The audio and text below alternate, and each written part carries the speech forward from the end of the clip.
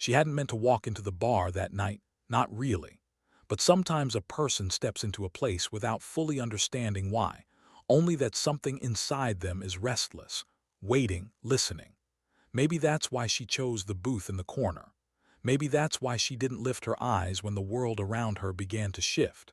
Maybe that's why she didn't flinch when the first insult drifted across the room like a warning she already knew was coming. Why was she sitting there alone in the first place? Why did she look like someone who needed rescuing, when she was the one people should have stayed far away from? Maya Chen wrapped both hands around a sweating glass of ginger ale, as if anchoring herself to something soft in a world that rarely gave her softness. She blended into that bar perfectly, small, quiet, forgettable, just the way she'd been trained to appear when she wanted to disappear. Her hoodie swallowed her frame, her hair hid half her face. Anyone looking would see a shy girl, a college student, someone harmless. But she wasn't harmless. She just didn't feel like being dangerous tonight. Not yet. The noise of the rusty anchor washed around her. Heavy laughter, a clatter of bottles, military bravado slurred through alcohol. But she heard everything with the clarity of someone who had lived too long in places where every sound could be a threat. She knew who had too much to drink, whose hands shook from deployments they didn't talk about, who was moments from exploding. She sensed the shift before she heard the footsteps. Well, what do we have here? A man's voice, one coated in cheap whiskey and cheaper pride. She didn't look up, didn't need to, she already knew. She had listened to him all night, listened to the swaggering stories he told his friends, all of which were loud enough to reach her even from across the bar. She knew his rank, his unit, his nickname, Tank. She knew the anger simmering under his bravado, knew the type. And she knew exactly what was about to happen. Hey, I'm talking to you, sweetheart. She lifted her eyes with the slow patience of someone replaying an old memory. A man towered over her, 64, built like a refrigerator wrapped in muscle, jaw clenched, ego swelling. Staff Sergeant Derek Morrison, Ranger, deployed, decorated, and drunk enough to believe none of those things made him vulnerable. I said, he slid into the booth without asking, you shouldn't be alone in a place like this. I'm fine, Maya answered quietly. You don't look fine, his smile sharpened. You look lost. She didn't return the smile. I'm not interested. The words landed like a slap to his pride. His friends perked up at the nearby table, sensing entertainment. Not interested, Morrison repeated, leaning closer. You're in a bar alone drinking ginger ale. Don't act like you don't want attention. Maya breathed slowly through her nose. She didn't fear him. She feared what she might do if she didn't control herself. I said no. He didn't hear her. Men like him rarely heard no. His voice dropped. You think you're too good for me? No, she said calmly. I think you should let me drink my ginger ale in peace. Something in him snapped at her tone, polite, steady, unimpressed. People like him were used to being feared, not ignored. He grabbed her wrist. The bar went silent before her breath even changed. Fingers dug into her skin, grinding bone against bone. She felt the pain, acknowledged it, cataloged it, but she didn't react. You listening now? He hissed. Maya looked at his hand around her wrist. She looked at his face. She looked at the silent room around them. You have 3 seconds, she said softly. He laughed, his friends laughed. 3 seconds, what are you counting? 2. He squeezed harder, expecting a whimper. Wait, what exactly are you gonna? 1. She moved. No flourish, no dramatic swing, just precision. The kind of precision that came from training that stripped away any need to prove strength. A twist of the wrist, a shift of pressure, a manipulation that lasted less than a heartbeat. His fingers bent sideways, too far, too fast. He howled and stumbled back, clutching his hand, staring at the angles that shouldn't exist. You what the hell, you broke my fingers. Dislocated, she corrected, sliding out of the booth. Big difference. He lurched forward and slapped her. The sound cracked through the bar like a gunshot. Her head snapped sideways, blood blooming at the corner of her mouth. The entire room froze. Maya didn't. Slowly she touched her lip, looked at the blood, studied it, then lifted her eyes to him with something he couldn't understand, relief. "Thank you," she whispered. "I needed that." The color drained from Morrison's face. "You're crazy." "I told you no," she said calmly. "You didn't listen. Now we're doing this my way." She reached into her pocket and placed a bronze coin on the table, smooth, worn, marked with an eagle, an anchor, and a trident. The room inhaled sharply. The old man at the bar stood, his stool scraping behind him. "Miss," he called out, voice trembling, "is that Dev Grew?" She didn't turn. "Have a good night, Chief." She walked toward the exit, air shifting behind her as the bar tried to understand the storm that had just passed through. Morrison stared at the coin like it was a death sentence. Because it was. His friends whispered frantically, their bravado dissolving into fear. He didn't hear them. Couldn't. His mind was replaying her voice, her stillness, that impossible smile. "Thank you," she'd said. "Thank you." Why would someone thank the man who slapped her? He didn't understand, but he would. The door swung shut behind her. The night air bit at her skin, cool and steady, a contrast to the heat inside her lungs. The slap had awakened something she'd kept buried for too long. Not rage, not vengeance. Purpose. Because there was something she hadn't told him. He thought she'd walked into the wrong bar. He thought she'd been an easy target. He thought he had chosen her. He never realized that she had been waiting. Preparing. Testing something in herself she hadn't tested in a long time. Something she was almost afraid to face again. She disappeared into the night, the echo of the slap still warming her cheek, and the first flicker of a storm building beneath her ribs. But she wasn't angry. She was ready. Because sometimes a person doesn't need to prove they're strong. Sometimes they only need a reminder of what they're capable of. And Derek Morrison had just given her that reminder. He just had no idea what it was going to cost him. Why had she thanked him? The question looped in Derek Morrison's mind long after she vanished into the Virginia Beach night. He kept touching his face as if trying to convince himself he had imagined her expression, calm, steady, almost relieved. Nobody reacted like that after a slap. Nobody smiled. Nobody whispered thank you. Unless she wasn't nobody. He sat in his truck staring at the glowing screen of his phone at the text she'd sent an hour later. He read it once, twice, 10 times. Training exercise scheduled. Building 718. Naval Special Warfare Command. 1900 hours tomorrow. Failure to appear will result in formal MP notification. P2 Chen. He didn't know what the number code meant. He didn't know how she got his phone number. He didn't know why he felt suddenly cold despite the heater blasting. All he knew was that she'd given him a choice. Show up or watch his career burn. He wasn't sure which terrified him more. The parking lot lights flickered overhead, humming like insects.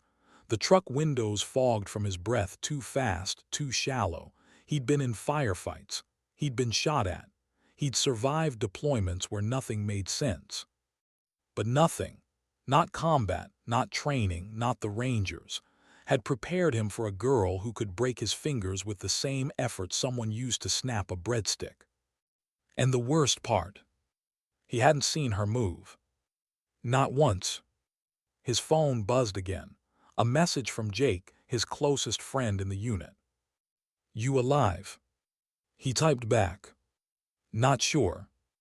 Jake called immediately. Derek answered, voice hoarse. "She sent me a location." Jake's breath hitched. "You're not thinking of going, right?" "She said she'll file charges if I don't." "So fight the charges." "No," Derek whispered. "She wants me there. She planned this." Silence, long, tense silence. Finally, Jake said, "Tank, who is she?" "I don't know," Derek admitted, "but she knows everything about me." He could still hear her voice in the bar, explaining his nickname, his battalion, his stories. He thought she was being sarcastic. Now he realized she'd been studying him, the same way a professional studies a target. Jake exhaled shakily. "Tank man, that coin she left. The old guy at the bar, I looked it up. That's not a normal challenge coin, it's—" "I know," Derek cut in. Dev grew. More silence. Then Jake whispered, "We slapped a damn Navy SEAL." "No," Derek said quietly. "We slapped something worse." He didn't know how he knew, he just did. The way she moved, the way she talked, the way she seemed unbothered by physical threat, she wasn't just trained. She was built. The night bled into dawn without him sleeping. By morning, anxiety gnawed at him so hard he felt sick. He got up, paced, sat down, stood again. He tried to convince himself that she wouldn't actually follow through with charging him. But something deep inside him whispered the truth. She was a person who followed through. At 1100 hours, Jake called again. "You're not going alone," he said. "We're coming with you." "We?" "Me, Williams, Martinez. If she's running a training exercise, she can face all four of us." Derek didn't correct him, didn't say what he knew. 4 Rangers weren't enough, not against her. But fear makes a man reach for company. By 1800 hours, the 4 of them were standing outside the nondescript concrete building marked 718, a structure with no windows, no welcome signs, nothing to suggest what lived behind its walls.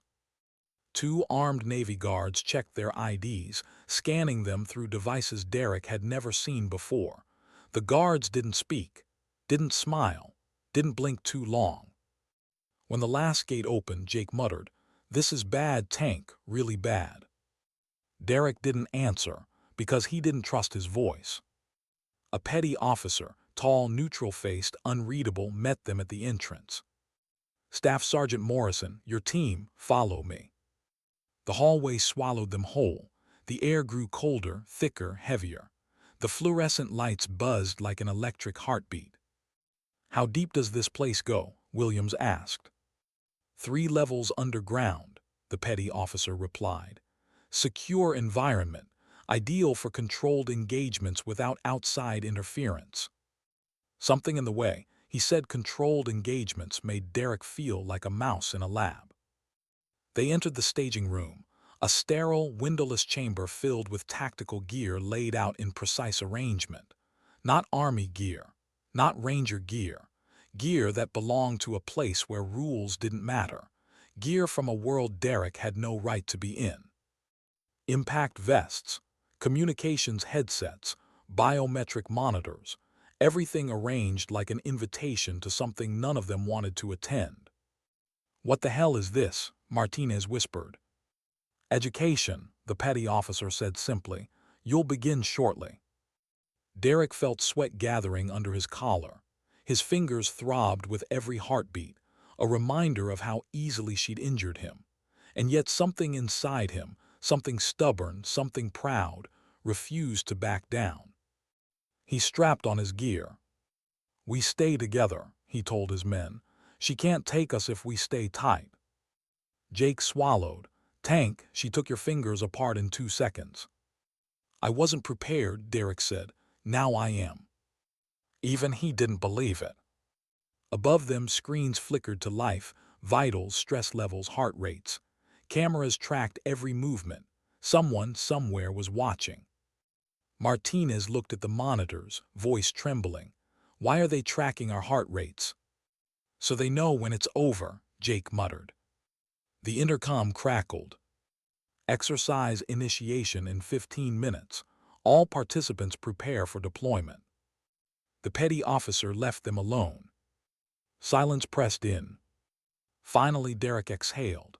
"We go in, we hold formation, we stick together, we—" The lights flickered. A voice filled the room. Calm, controlled, familiar.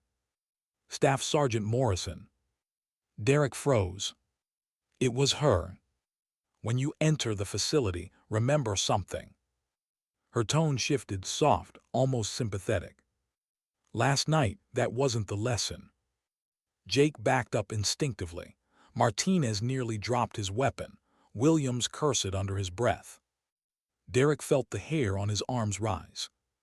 This, she said, is the lesson. The intercom cut out.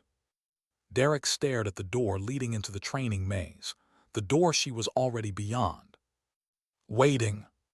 Watching. Choosing the time, the place, the battlefield.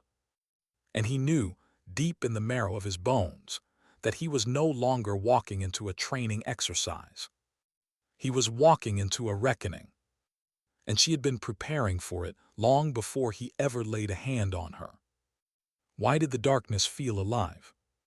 That was the first thing Derek realized when the lights died. One moment the staging room was filled with cold, fluorescent white, and the next black, full, suffocating, absolute. His breath hitched, trapped in his throat. He heard someone curse, maybe Jake, maybe himself. The intercom crackled once, like an exhale. Then silence. Night vision goggles snapped on. 4 pairs. 4 green glows scanning the void. But even with enhanced vision, the facility looked wrong. Too many corners, too many angles, too many shadows stacked on shadows. Stay tight, Derek whispered. Nobody spreads out. His voice sounded smaller than he intended. The training maze stretched in front of them, a labyrinth of dim corridors and steel barriers arranged with unsettling precision. Whoever built this place understood fear, understood how to make it grow. Martinez swallowed hard, the sound amplified in Derek's headset. Why does it feel like she's already here? Because she was. He could feel her, that same eerie calm he'd felt at the bar, that same slow, controlled breath she'd taken after he slapped her, as if the entire world had just clicked into place. Move, Derek said, slow and steady. They advanced, 4 shadows in formation, weapons raised, scanning every crack. Their boots echoed in a rhythm that didn't belong to any of them. Tab, tab, tab. Too soft for footsteps. Too deliberate to be nothing. Jake stiffened. Tank, someone's watching us. Of course she is, Williams whispered. She's been watching since we walked in the damn door. Focus, Derek growled. She can't get all of us. But even as he said it, he felt something cold slide under his skin. Doubt. Because Maya Chen didn't need to get all of them. She needed to get the weakest link. And she already knew who that was. Hey Tank, where's Martinez? Jake's voice shot through the comms like a spike. Derek spun around. The space behind them was empty. Martinez had been there, he'd been right behind Jake. Derek had seen him only seconds ago, but now nothing, no sound, no struggle, no indication of movement. He was just gone. Martinez, Derek snapped, check your rear, call out. Only static answered. Jake took a shaky step backward. Tank, he was right here. I swear he was right. Stay in formation. Derek grabbed Jake's vest before he could break. That's exactly what she wants. But how did she? A new voice slid into the darkness like a razor through silk. 3 seconds, Maya whispered. She was so close, too close. Williams swung around, weapon up, green glow slicing the corridor, but saw nothing. Where is she? The lights flickered, just for a heartbeat, just long enough for Derek to see something in the corner of his vision. Martinez collapsed on the ground in a side hallway, unmoving but breathing. Unharmed. Neutralized. Not killed. She wasn't here for violence. She was here for something worse. Demonstration. Tank, Jake breathed, voice cracking. She took him, she actually took him. Williams swallowed. We didn't hear anything, didn't see anything. Because she didn't want them to. Form up, Derek ordered, fighting the rising panic clawing at his chest. Tighten up, weapons up, cover every angle. But there were too many angles. This wasn't a fight. It was a classroom. And she was teaching. Every second, every breath, every fear. "Why isn't she hitting us?" Williams whispered. "She could have taken all of us by now." Derek didn't answer, because he already suspected the truth. She wanted them scared. She wanted them thinking. She wanted them aware. Jake's breathing grew shallow. She's playing with us." "No," Derek said quietly. "She's evaluating us." A metallic clang echoed down the next corridor. Not loud, just enough. Williams flinched. What was? "She's drawing us forward," Derek said. "We stay put, let her come to us." But the truth clawed at him. She didn't need to come to them. She'd already been everywhere. And then another sound, soft, almost gentle. A single footstep behind Williams. He spun. Too late. A shadow dropped from above, silent, precise, weightless. One arm hooked under Williams's chin, while the other pressed a single knuckle gently into a nerve cluster at the side of his neck. It lasted less than a second. Williams collapsed like a marionette whose strings had been cut. Jake screamed, Derek swore. Their guns snapped toward the ceiling, but the space above them was empty again. No sound, no movement, no trace of her. The only proof she'd ever been there was Williams unconscious on the floor. Jake shook violently. "Tank, she's everywhere, she's not human." She was human. That was the part that terrified Derek. "Move back," Derek shouted. "Corner formation, back wall, go." They retreated, boots sliding, breath shaking, backs hitting cold steel. Two left, Derek and Jake. Their heartbeats thundered through the comms like war drums. Jake pressed tightly against the wall beside Derek, voice trembling. "We're gonna die in here." "No," Derek said, though he didn't fully believe it. "We're not dying. She's not here to kill us." "You sure?" "No, not at all." A voice drifted through the corridor, calm, unhurried, echoing from everywhere and nowhere. "Staff Sergeant Morrison." Jake whimpered softly. Derek's grip tightened around his weapon. "It's time," Maya said. "Come forward." "Show yourself," Derek yelled. "Put your hands where we can see." She laughed, soft, pitying. "Why would I do that?" Her voice shifted, low, thoughtful. "You still have weapons. You still have your teammate. You still think you have a chance." Jake swallowed. "Tank, she's right." "Of course she is," Derek whispered. The lights flickered back to life. Not fully, but enough to cast a dim glow across the steel walls. And there she was, standing at the far end of the corridor. Alone. Unarmed. Unarmored. Small. Calm. Like she was waiting for a bus, not facing down two armed rangers. Jake's breath stopped. "Oh God." "Two against one," she said. "Clear line of fire, no cover. I'm giving you the advantage." She spread her arms, not in challenge but in invitation. "Go ahead," she said softly. "Take it." Jake lifted his weapon, hands shaking so violently the barrel wobbled. Derek didn't lift his, because something in her eyes made his blood run cold. She had given them this moment. Deliberately. Controlled. Calculated. "Why aren't you attacking?" Derek asked hoarsely. "I already did," she said. "You just didn't understand the lesson yet." Jake lunged. She moved once, just once. A pivot, a redirection, a touch. And Jake collapsed, unconscious before he hit the ground. Derek stood alone. Again. He tightened his grip, muscles shaking. Maya stepped closer, her expression unreadable. "Ready for your lesson, Staff Sergeant." Derek raised his weapon. "I'm ready for anything." "No," she said gently, "you're not." She took another step, and another.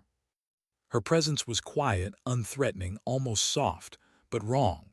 Wrong in a way Derek couldn't articulate. Wrong in the way a storm feels quiet before it hits. You slapped me, she said, and I let you. Why? Because I needed to remember something. She stopped a few feet away, her voice lowered to a whisper that slid under his skin. I needed to remember what I'm capable of. The lights dimmed again. Derek's heart hammered. He knew what was coming, but he couldn't stop it. And neither could she. Because the lesson wasn't about winning. It was about understanding. And Maya Chen was only just beginning to teach. Why wasn't she finishing it? That was the question clawing at Derek's mind as Maya stood only feet away from him, close enough for him to see the faint bruise forming along her jaw from the slap he'd given her. She didn't hide it.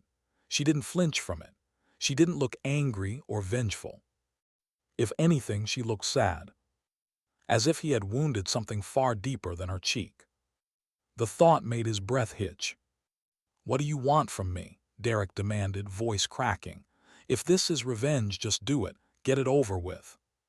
She blinked once, slowly, her eyes softened. Revenge, she echoed. Is that what you think this is? His weapon trembled in his hands. You took my entire team. You think that's normal? Yes, her voice was steady. In my world, that's normal. The lights flickered overhead, humming like a heartbeat too slow to feel safe. The corridor seemed to breathe with them, every shadow moving, stretching, leaning closer. Derek swallowed. Why us, why me? Maya exhaled through her nose, almost gently, as if she were considering which truth would hurt him the least. You made yourself the center of a situation you didn't understand, she said. You assumed control. You assumed dominance. You assumed I was harmless. You were sitting alone, he shot back. You looked. She tilted her head, weak. He froze. Her gaze hardened, not cruelly, but with a certainty he felt in his spine. Do you know how many times I've been told I look too small? She asked softly. Too quiet, too gentle. She stepped closer, movement slow and deliberate, like someone approaching a wounded animal. I've spent my entire life being underestimated, she said. Even after I earned my trident, even after deployments, even after missions I still can't talk about. She stopped directly in front of him. Men like you see what you want to see, she whispered, and that night you saw weakness. Derek's throat tightened. Shame burned under his skin, spreading through his veins like fire.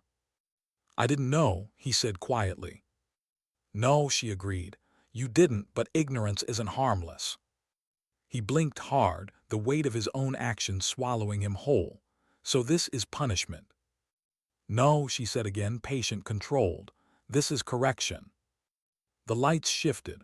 A long shadow stretched across the floor until it edged past Derek's boots. He tensed, raising his weapon instinctively. Maya didn't react. You want to know why I thanked you? She asked. The question punched the air from his lungs. He stared at her, unable to speak. Because yes, more than anything, he wanted to understand that. She stepped past him, turning her back on his raised weapon. A gesture of trust, or confidence so absolute it felt like arrogance. I hadn't been in a real confrontation in over a year, she said quietly. My last mission changed me, broke me, left me afraid of myself. He blinked, afraid of yourself. She nodded, still facing away. After the operation, I stepped back from the teams. I stopped deploying. I stopped training at full tempo. I stopped, her voice thinned. I stopped being me. The confession hit him harder than any strike she could have thrown. She turned, eyes glistening with something fragile human, exhausted. That slap woke me up, she admitted. It reminded me I'm still capable, still present, still here. Derek lowered his weapon by an inch, just an inch, but she saw it. She always saw everything. You said I made myself the center of it, he said hoarsely. But maybe you walked into that bar wanting something to happen. A ghost of a smile touched her lips. Maybe. Why me? He whispered. Because you were loud, she said. Angry, spiraling. You reminded me of who I used to be before the things I did caught up with me. Derek shut his eyes. The shame in him grew heavier, denser, sinking deep. He judged her, mocked her, laid hands on her, and now, hearing the quiet truth beneath her strength, he felt unbearably small. "How do you do it?" he muttered. "How do you stay so calm?" She considered him for a long moment. "I don't," she said finally. "I just got very good at pretending." He let out a shaky breath. "So what now? You going to break me like you did them?" "No," she said. "Breaking you would be pointless." She stepped closer again, gaze unblinking. "I'm going to give you something instead." "What?" he whispered. She reached out and gently guided his weapon down until it pointed at the floor. "A chance," she said, "to be better." The corridor filled with a sudden sharp alarm shrill, echoing urgent. Derek jolted. "What is that?" Maya's expression shifted instantly, softness gone, steel returning. "That," she said, "wasn't part of the exercise." A door at the end of the hallway slammed open, and a figure stumbled through, staggering, bleeding, half-conscious. "Jake!"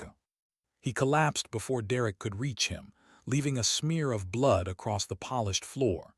Derek fell to his knees beside him. "Jake, hey Jake, stay with me."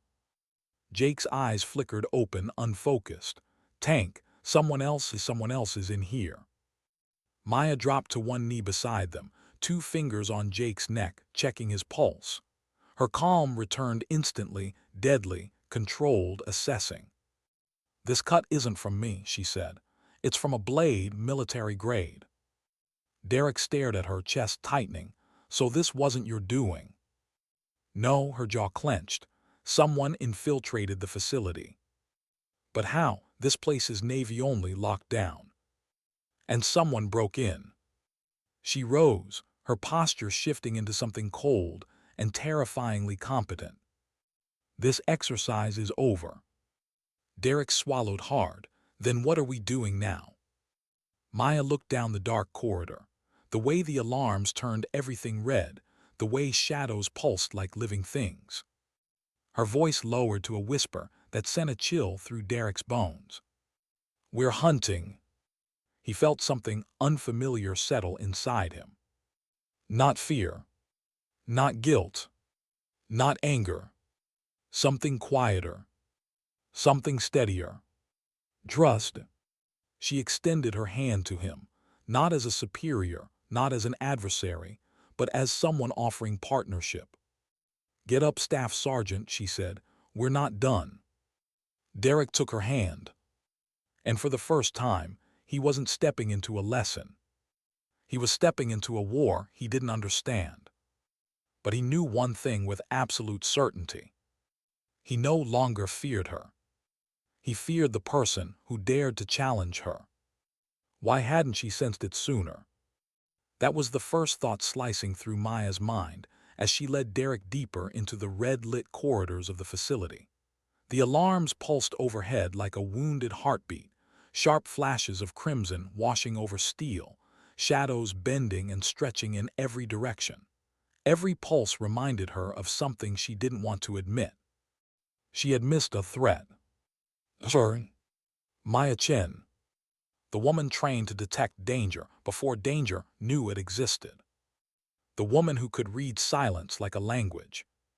The woman who'd once been trusted to walk into enemy territory with nothing but instinct and come back with intel no satellite could capture. And she had missed it. Derek kept pace beside her, shaken, breathing hard but steady. She almost admired that. Most soldiers she disarmed in training would be curled in a corner by now, bargaining with God or cursing their decisions. But Derek walked. Not bravely, but honestly. "How bad is Jake?" he asked under his breath. "Stable," Maya said. "Arterial flow is controlled. He'll make it if the medic team reaches him soon." "And Martinez, Williams?" "Unconscious, shocked, nothing life-threatening." He let out a breath he didn't realize he was holding. Then who the hell is this guy? Maya didn't slow, not a guy. Derek blinked, confused. What do you mean? Before she could answer, a voice bled through the facility's PA system, soft, faintly accented, and disturbingly familiar. Maya. Derek froze. Who is that? Maya's jaw clenched. Keep moving. Wait. Keep moving. Because that voice carried a memory she had buried under concrete and oceans, a voice she had hoped she would never hear again. They turned a corner, and the world split open. The training maze ended abruptly, giving way to a massive hangar-like chamber lit by flickering red emergency lights. Metal catwalks crossed above, forming a web of vantage points. Crates and barriers littered the floor like the remnants of a battlefield. And standing at the far end, half silhouetted by the pulsing alarms, was a woman. Short hair, lean build, dark tactical gear with no insignia, a blade in her hand, long, curved, familiar. Too familiar. Derek lifted his weapon instinctively. Is that? Maya's voice was nearly soundless. Don't point your weapon at her. Why not? Because she's faster. The woman on the far side lifted her head at the sound of Maya's voice. Even from a distance, her smile was unmistakable, sharp, taunting, but threaded with something that felt frighteningly intimate. Maya, she called softly, you took your time. Derek whispered, she knows your name. Maya didn't respond. The woman stepped into clearer light. Derek's breath hitched. The shadow resolved into a person who looked like she stepped out of the same world Maya had come from. Same poise, same calm, same dangerous softness. But her eyes were wrong. Cold. Hungry. Maya exhaled. Dahlia. Derek looked between them. You know her. I used to, Maya murmured. We deployed together, we trained together. And now? Maya didn't answer immediately. Her silence said enough. Dahlia twirled the blade lazily like she was bored. You were supposed to find me sooner. You're getting slow. Derek felt a chill crawl down his spine. Maya stepped forward slowly. You cut my trainee. I assessed his reflexes. Dahlia shrugged. He failed. This is a secure facility, Maya said. How did you get in? Dahlia's smile widened. You're asking the wrong question. She took one slow, calculated step. You should be asking why. Derek lifted his weapon again, pointing it directly at Dahlia's chest.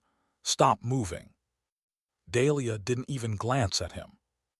Maya, she said sweetly, you brought a ranger to a knife fight. Derek bristled. Lady, I swear.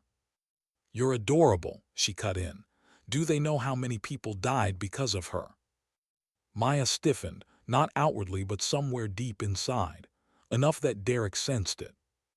Dahlia saw the reaction instantly. Oh, she whispered, he doesn't know. Stop, Maya warned. But Dahlia only smiled brighter. Did she tell you about Zafar province? Dahlia asked Derek. Did she tell you she was supposed to protect her team but left them behind? Did she tell you how many bodies were flown home because she hesitated? Derek looked at Maya sharply. But Maya didn't look at him. She didn't even blink.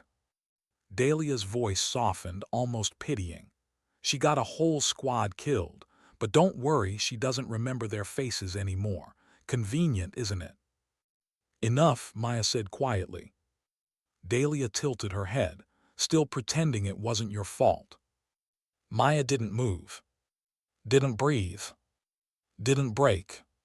But something deep inside her cracked. Derek's voice shook. Is she telling the truth?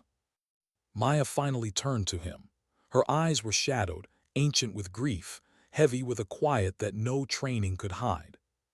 Yes, she said simply. Derek's chest tightened. You left them. No, she whispered. I froze. Dahlia smiled triumphantly. See, there she is, the real Maya. Maya inhaled, slow, steady, painful. Dahlia, she said, you don't get to weaponize my guilt. But it's the only part of you they never trained out. Dahlia took another step. You were always the strongest fighter, the fastest, the smartest, but you were also, she tapped her own heart mockingly, soft. Maya didn't react. Compassion is your weakness, Dahlia taunted. It always has been. No, Maya said softly, it's what keeps me human. And look where humanity got you, Dahlia snapped. A year out of the field, a mind full of ghosts, and now, this little, emotional charity project. She gestured at Derek with the tip of her blade. Tell me, Maya, are you training him or trying to atone through him? Derek flinched. But Maya didn't turn. Her voice dropped to something quiet, fragile, steady. Why are you here, Dahlia? Dahlia's eyes sharpened. Because you owe me. For what? Maya whispered. For leaving me behind too. The words slammed into the room like a physical force. Derek felt his pulse spike. Maya didn't move for a long, breathless moment. When she did speak, her voice seemed to come from a deeper place, a place made of cold steel and old wounds. Dahlia, you're unwell. Dahlia hissed, don't you dare. You're not the woman I trained with, Maya pressed. You're spiraling, you've been off-grid for months, you're unstable. I'm free, Dahlia snapped. Free from rules, free from orders, free from the weakness that ruined you. She lifted her blade. I came to show you what strength really looks like. Maya stepped forward. No, she said, you came because you're lonely. Dahlia's expression cracked, only for a flash, but Derek saw it. Shut up. You came, Maya whispered, because you wanted me to see you. I said shut up. You came, she continued softly, because you're hurting. Dahlia lunged. Derek barely had time to react before Maya moved, faster than he'd ever seen her. No hesitation this time, no fear, no restraint. Dahlia's blade flashed. Maya's arm intercepted. Metal rang against bone. And for the first time, Derek understood something terrifying. This wasn't a fight between two soldiers. It was a fight between two broken halves of the same story. Why did the world seem to hold its breath the moment their blades clashed? Metal rang against metal, sparks scattering off the strike like fragments of memory neither woman wanted to acknowledge. Derek stumbled backward, weapon clutched uselessly in his hands, because he knew instantly this fight wasn't his. He wasn't fast enough. He wasn't trained enough. And he wasn't part of the story unfolding in front of him. This was between them. Maya and Dahlia, two shadows cut from the same cloth, two warriors forged in the same fire, two ghosts that had once walked the same battlefield before fate split them apart. Dahlia struck again, her movements sharp, surgical, almost beautiful in their precision. You froze, she hissed as she slashed. A whole squad died because you hesitated. Maya blocked the strike, twisting her wrist just enough to deflect the blade. Her face remained calm, but Derek saw the flicker in her eyes, pain she carried like a second skin. I didn't freeze, she whispered. Dahlia swung again, harder. You did, I was there, I watched you. Maya dodged, slid under the blade, and shoved Dahlia back with the heel of her hand, but not to injure, just to create space. You weren't watching me, Maya said, breath steady despite the speed of the fight. You were watching your own fear. Dahlia snarled, lunging forward. Don't you dare blame me. You blamed me first. Their bodies collided in a flurry of strikes, fluid, practiced, intimate in a way only people trained together could ever be. Each knew the other's style. Each knew the other's tells. Maya anticipated Dahlia's footwork. Dahlia anticipated Maya's timing. They weren't trying to kill each other. They were trying to be understood. Except neither could admit it. Derek watched helplessly, adrenaline pounding through him. He'd been in fights. He'd been in combat zones. He'd been surrounded by death. But he had never seen anything like this, fighting that looked less like violence and more like two memories warring inside the same heartbeat. Stop, he yelled, You'll kill each other. Neither woman reacted. Dahlia's blade slipped past Maya's defense, grazing her shoulder. Blood bloomed instantly, bright red against dark fabric. Maya didn't flinch, didn't curse. She only exhaled, controlled, anchored. "You're bleeding," Dahlia said. "So are you," Maya murmured. A thin line of blood dripped down Dahlia's cheek. Quiet proof Maya had landed a strike too fast for Derek to see. "Why won't you fight me properly?" Dahlia snapped, voice cracking. "Because you're not my enemy." "Then what am I?" Dahlia spat. Maya stepped back, lowering her hands, her breathing finally breaking through its careful rhythm. "You're someone I failed," she whispered. The words hit harder than any blade. Dahlia froze. Her hand trembled around the weapon. What did you just say?" she breathed. Maya took a slow step forward, palms open. "I should have gone back for you," she said. "I should have stayed in that room. I should have dragged you out even if it killed me." "You," Dahlia blinked rapidly. "You left me, they pulled you out, you let them take you." "I was unconscious," Maya said gently. "I woke up halfway to the safe house with 2 broken ribs and a concussion.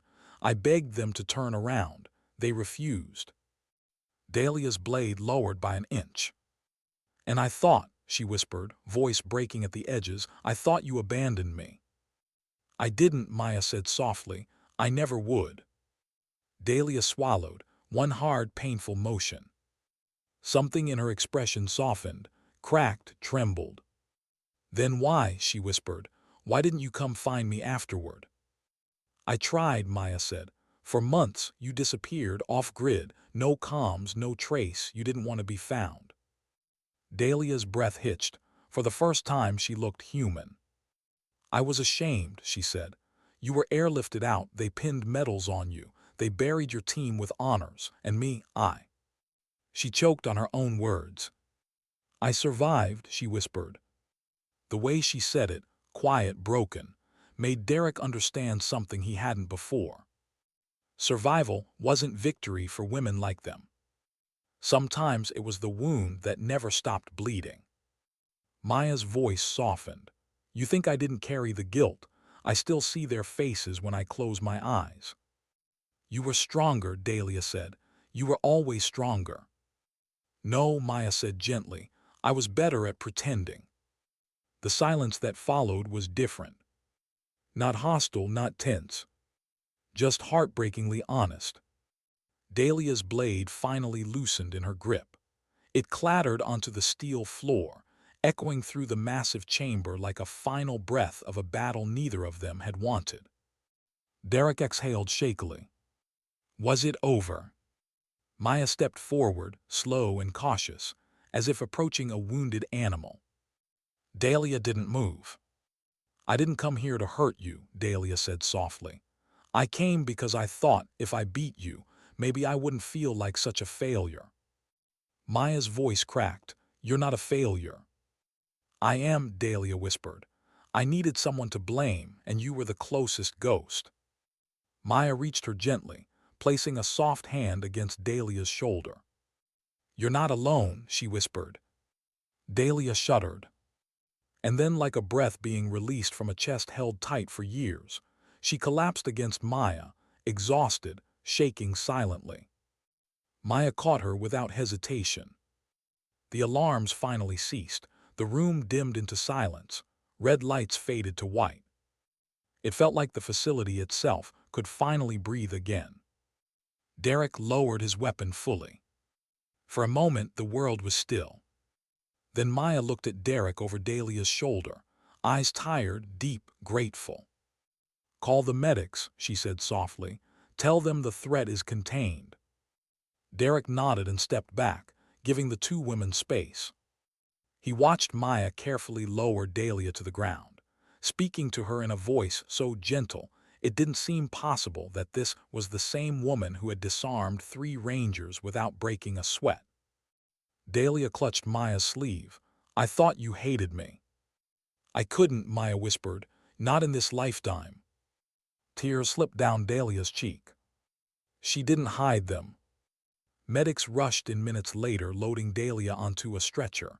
She didn't fight, didn't snarl, didn't resist. She only kept looking at Maya, lost but understood. As they wheeled her away, Dahlia whispered, "You came for me." Maya squeezed her hand. "Always."